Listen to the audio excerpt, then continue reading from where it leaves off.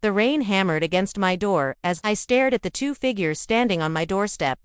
Soaked, defeated, desperate. My son James and his wife Victoria, with their designer suitcases and hollow eyes.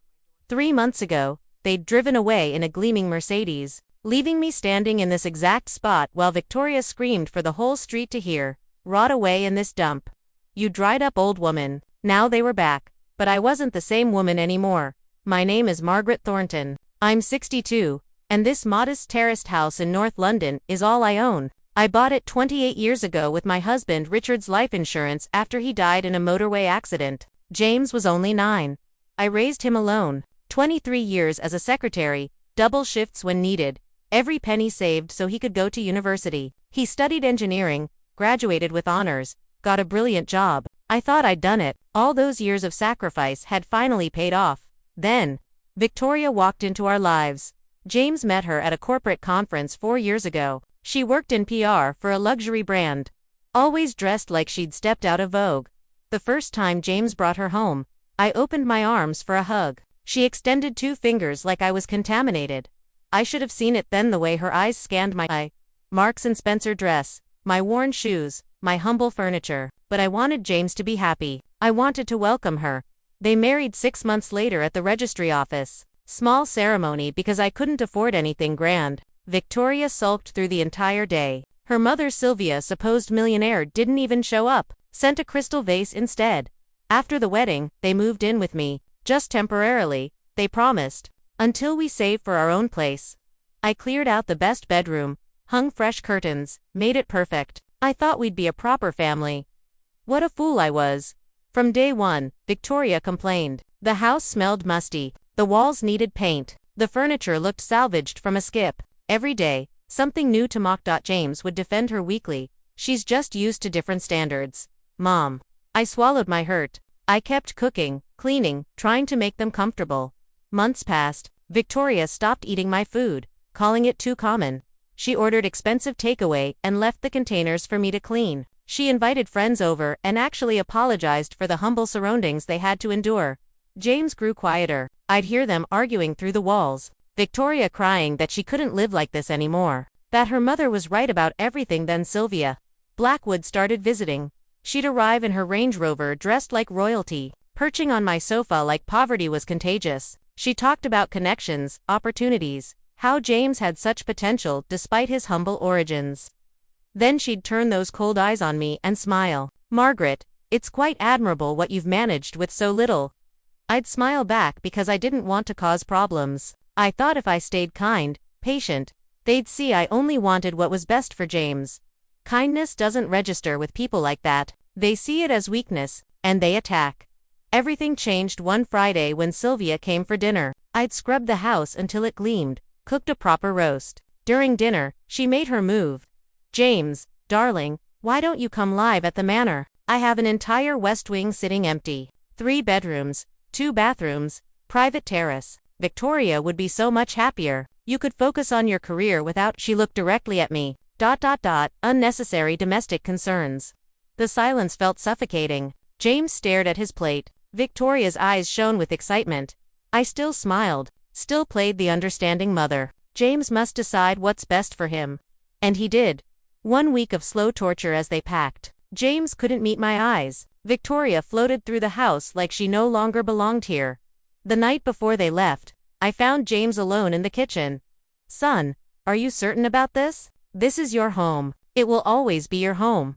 He set down his glass with force. "I'm not a child, Mom. I need to build my own life. Victoria isn't happy here, and you," I asked, "are you happy?" He walked out without answering. On moving day, Sylvia's Mercedes pulled up and honked twice, like summoning dogs. Victoria practically ran to it. James carried the last suitcase and finally looked at me. For 1 second, I saw guilt flicker in his eyes. "Take care, ma'am," he said quickly. "James, wait." Victoria rolled down her window with that toxic smile I'd learned to dread. "Rot away in this poky little hovel, you dried up old woman. We're going to live properly now, not like rats in this disgusting dump." The entire street heard. Mrs. Patterson, the Johnsons, everyone witnessed my humiliation. James got in the car without saying one word in my defense. Without even looking back, they drove away. I stood on the pavement while neighbors stared with pity. Mrs. Patterson hugged me, but I didn't want comfort. I went inside and closed the door. The house was silent. For the first time in years, I was utterly alone.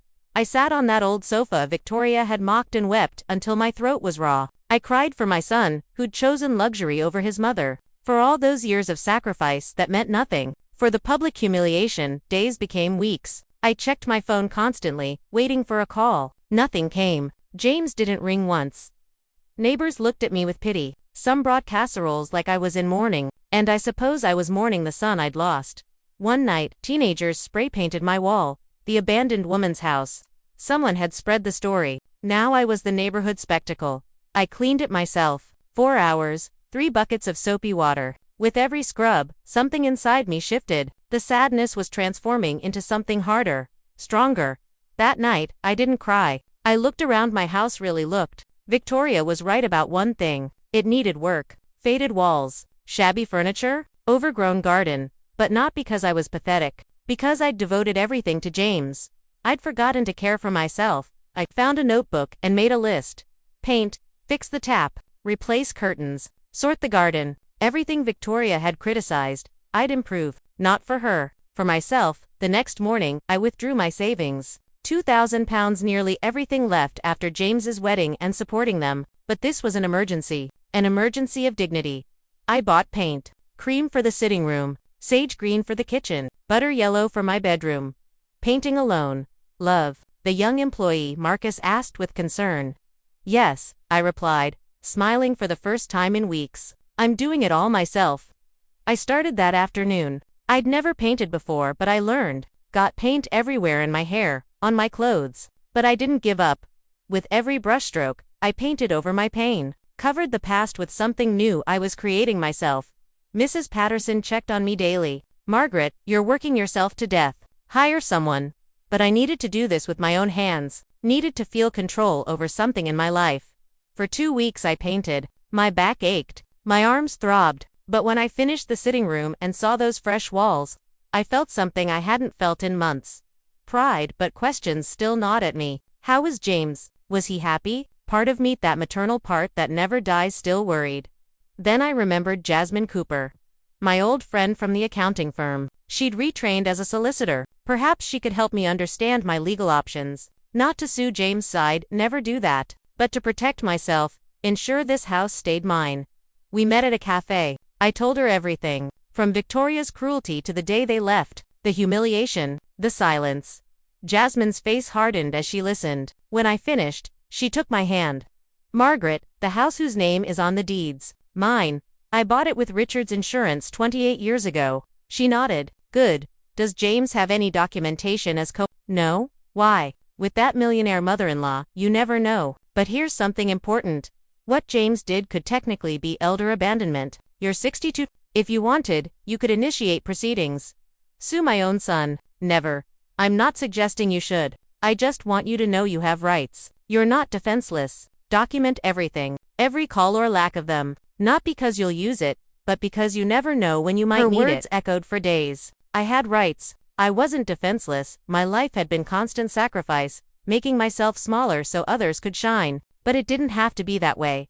I continued transforming the house with fierce determination. Fixed the bathroom tap. Hired Marcus to help with things I couldn't manage alone. We tackled the garden, planted flowers, repaired the fence. I replaced curtains with soft cream that let in natural light. Bought houseplants. Little by little, my house transformed, and I transformed with it. I'd lost weight from the physical work, had more color from being outdoors, but the biggest change was internal. In my eyes, I was no longer that frightened woman who cried herself to sleep. I was someone stronger, someone who didn't need approval to feel valuable. 2 months after they left, my phone rang. Unknown number. Ma'am. James's voice sounded tense. Desperate, my heart leaped despite everything. James, are you all right? Yeah, I'm fine. Listen, I need a favor. It's important. A favor. Not I miss you. Not I'm sorry. Just a favor. What do you need? I need you to lend me £4,000. Urgently, I'll pay you back in 2 months. £4,000. I had exactly £4,300 in my account, everything left after renovating. My safety net. What for? James. Expenses. Things that came up. I can't explain, but I desperately need it. Expenses. You live in a manor with your millionaire mom. What expenses? Ma'am, please don't start. Are you helping me or not? The coldness hurt more than Victoria's screaming. My son spoke to me like I was just a bank, a resource to exploit. James, I haven't seen you in 3 months. You haven't rung once. And now you want money. Do you expect me to say yes? I knew it. Always playing the victim. If you don't want to help, just say so. Something broke inside me, but not with sadness, with clarity. I finally saw my son for what he'd become. Selfish. Someone who only sought me when he needed something. No, James, I won't lend you the money. Silence. Then Victoria, shouting in the background. James sighed. Fine. I knew I couldn't count on you. Goodbye, Mom. He hung up. I stood in my garden, phone in hand, feeling pain and liberation simultaneously. I'd said no. For the first time ever, I'd said no to my son. It hurt, but it felt right. I called Jasmine and told her about it. £4,000. She whistled. Margaret, something serious is happening at that manor. Millionaires don't borrow $4,000 unless there are real problems. You think so? I'm certain. I have contacts. Let me dig into Sylvia. Sometimes it's useful to know who you're dealing with. A week later, Jasmine called. We need to talk. Come to my office. She had a folder waiting. I found interesting things about Sylvia Blackwood. That manor. Not hers. She's renting it, and she's behind on payments. Her import business is drowning in debt. She's been living on appearances. Margaret. Smoke and mirrors. I stared at the papers, stunned. The luxury car. Designer clothes all rented or bought on credit. Sylvia's neck deep in debt. And more, she's been charging James and Victoria rent. For the room, food, everything. Your son isn't living free. He's paying for the privilege. And Sylvia's been squeezing every penny from them. I felt satisfaction mixed with concern. Victoria wasn't living her fairy tale. But James was my son. I didn't want him to suffer. What should I do with this? Jasmine shrugged. Keep it. Something tells me you'll need it soon. 2 weeks later, on a rainy Thursday afternoon, my doorbell rang. James and Victoria stood there with their expensive suitcases, faces full of defeat, silently begging. Tony the cabbie watched with wide eyes, but I wasn't the same woman they'd left behind. 3 months and 2 weeks had passed since I'd seen them. They wore the same expensive clothes, now wrinkled and stained. Victoria's eyes were red and swollen. James couldn't look at me. Tony unloaded battered suitcases from his cab, the same ones they'd left with. Mom. James's voice sounded broken. We need to talk. Can we come inside? I didn't move, just stood in the doorway looking at them. Victoria trembled in a thin cardigan, inadequate for the rain. The green dress she'd worn on moving day was now dirty at the hem. Talk. I said slowly. 3 months ago you didn't want to talk. You wanted to live your luxury life and leave me to rot. Weren't those your exact words, Victoria? Victoria flinched, speechless for the first time since I'd known her. James stepped forward. Ma'am, please. We made a terrible mistake. Sylvia, things didn't work out. Didn't work out. The manor wasn't grand enough. Or was it that Sylvia wasn't as generous as you imagined? Tony approached. That'll be 120 quid. Mate. James patted his pockets. I don't have cash. Do you take transfer? Need cash? Mate? Awkward silence. James searched frantically. Between him and Victoria, they scraped together £115. £5 short. Tony looked at me expectantly, waiting for the good, self-sacrificing mother to pull out the missing fiver like I always had. I crossed my arms. I'm sorry, Tony, I didn't order this cab. James's eyes widened in shock. Victoria looked ready to cry. Tony sighed in frustration. Look, I need proper payment. Got bills. We'll pay you, James said desperately. 2 days and I'll transfer everything with a tip. I swear. Tony didn't look convinced, but took the £115. 2 days. Otherwise, I report this. He drove away muttering, leaving us under the pouring rain. James picked up a suitcase. Ma'am, please. We're soaking. Can we come inside? I looked behind me at my house. My clean, freshly painted sanctuary. The place where I'd found peace after years of being belittled. Then, I looked at my son and his wife, expecting me to do what I'd always done. Sacrifice myself for them. No, I said simply. The silence was absolute. Even the rain seemed to pause. What? I said no. You cannot come into my house. Victoria sobbed. Margaret, please. We have nowhere to go. Sylvia threw us out without money, without anything. We've been in a cheap motel for 4 days, but we're broke. Please, just for tonight.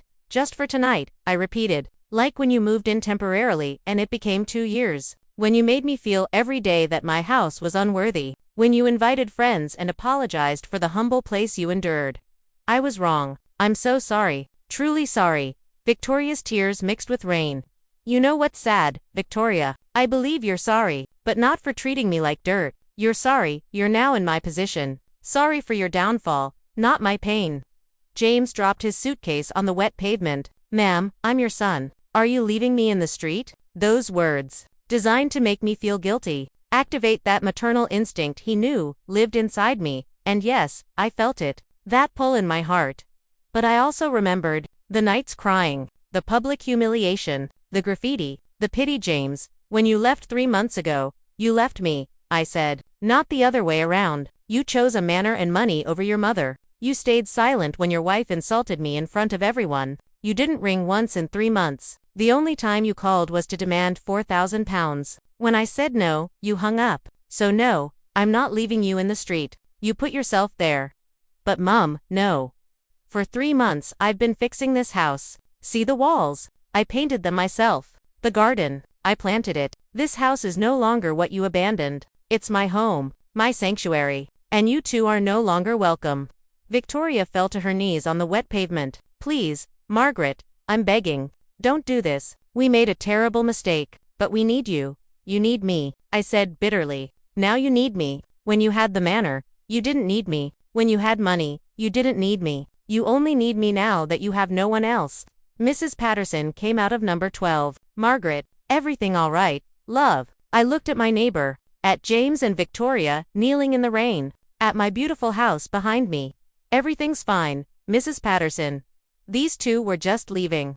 James stood up, rain streaming down his face. For the first time, I saw real fear in his eyes. Ma'am, where are we supposed to go? I pulled out my phone and showed him a screenshot. Jasmine had sent it earlier, an article about Sylvia Blackwood's import business filing for bankruptcy, about the manor being repossessed. You could start, I said calmly, by being honest. About why Sylvia really threw you out, about the rent she charged you, about how you spent every penny trying to keep up appearances in that house, about how you realized too late that she was using you just like you used me. James's face crumbled. How did you? I may be just a simple secretary, James, but I'm not stupid. I have friends. I have resources, and I used them. Victoria looked up from the ground, mascara running down her cheeks. Margaret, please. We lost everything. Our savings, our dignity, Eve. Victoria looked up from the ground, mascara running down her cheeks. Margaret, please. We lost everything. Our savings, our dignity, everything. We were fools. Complete fools. But we're family. Family, I repeated softly. You know what family does. Family doesn't abandon each other. Family doesn't mock and belittle. Family doesn't stay silent during public humiliation. You taught me that you're only family when it's convenient. Well, it's not convenient for me anymore. I reached into my pocket and pulled out 2 20-pound notes. I handed them to James. This is for a hostel tonight. Tomorrow, you figure it out yourselves. Get jobs. Rebuild.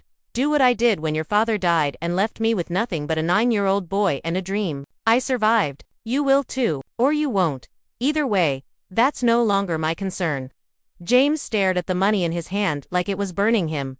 That's it, he whispered. That's all you're going to do. I felt something shift in my chest. Not anger, not even satisfaction.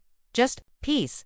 That's more than you did for me, I said. You didn't even give me £40. You gave me nothing but silence and contempt. I turned to go back inside. Victoria grabbed at my ankle. Please, please, Margaret, I'll do anything. I'll apologize to the whole street. I'll get on my knees. You're already on your knees, Victoria, I said quietly, pulling my leg free. And it changes nothing. Some things, once broken, can't be fixed. You made your choice when you screamed at me in front of my neighbors, when you called me a dried-up old woman, when you made me feel worthless in my own home. I looked at James one final time. My son, the boy I'd raised alone, the man who'd broken my heart. I hope you find your way, James. I really do. But you won't find it here. This door is closed now. Goodbye. Ma'am, wait. I stepped inside and closed the door. Locked it. Through the frosted glass, I could see their silhouettes still standing there in the rain. Mrs. Patterson came over. I could hear her talking to them, her voice muffled but stern. Eventually, I heard footsteps walking away, the squeak of suitcase wheels on wet pavement, then silence. I walked to my sitting room and sat on my sofa. The walls were cream and beautiful, the curtains were new, plants sat on the windowsill, green and thriving. My phone buzzed. A text from Jasmine. Proud of you, come for tea tomorrow. I smiled, typed back, yes, thank you for everything. I made myself a cup of tea and sat in my quiet, peaceful home. The rain pattered against the windows. Somewhere in the distance, I heard a car drive past. For the first time in years, maybe in my entire life, I felt completely, utterly free.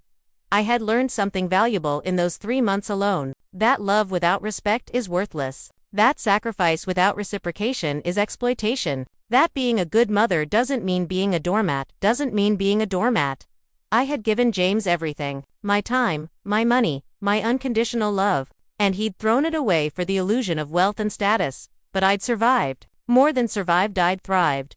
The woman who opened that door today wasn't the broken, humiliated woman they'd left behind. She was someone new, someone stronger, someone who knew her worth. And that woman, she said no. 3 months later, I was in my garden planting bulbs for spring when Mrs. Patterson called over the fence. Margaret, have you heard? Heard what? About James and Victoria. Mrs. Chen from the corner shop says they're working at that new restaurant in town, both of them, waiting tables. I kept digging, placing bulbs carefully in the soil. Good for them, I said simply. Honest work never hurt anyone. Aren't you going to, I don't know, reach out? I patted the soil down gently and stood up, brushing dirt from my hands. No, Mrs. Patterson, I'm not. They know where I am if they want to apologize properly. Not because they need something, not because they're desperate, but because they genuinely understand what they did wrong. And if they never do, I looked at my house, my beautiful, peaceful house, and smiled. Then I'll still be fine, because I finally learned the most important lesson of my life. What's that? Love. That saying no doesn't make you a bad person. Sometimes saying no makes you free. Mrs. Patterson smiled and nodded. You're a wise woman, Margaret Thornton. As I went back inside, I caught my reflection in the hallway mirror. The woman looking back at me had clear eyes, straight shoulders, and a peaceful smile. She'd been tested, she'd been broken, she'd been abandoned. But she'd rebuilt herself into something better. And she'd done it all alone. Just like she always had.